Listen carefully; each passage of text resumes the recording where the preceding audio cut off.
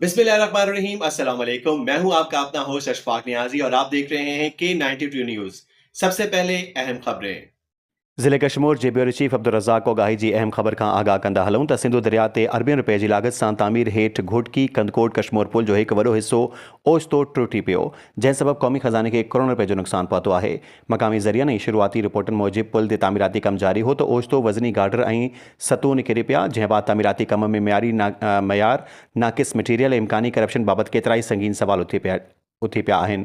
वाक़े खां पोइ इलाइक़े वासी समाजी तंज़ीमनि ऐं सियासी हल्कनि सख़्तु कावड़ जो इज़हार कंदे चयो आहे त अरबे रुपए जो हिन अहम मंसूबे में नाक़िस कमु ऐं लापरवाही आवाम सां वॾो ज़ुल्म आहे।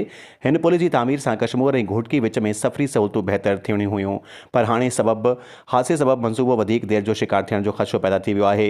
होॾां वाक़े बावजूदि आला इख़्तियारनि तरफ़ां अञा ताईं कंहिं बि जांच कमेटी जो ऐलान साम्हूं न अची सघियो आहे, जॾहिं त आवाम ज़िम्मेवारियुनि ख़िलाफ़ सख़्तु कार्रवाई ऐं शफ़ाफ़ जांच जो मुतालबो करे रहिया आहिनि।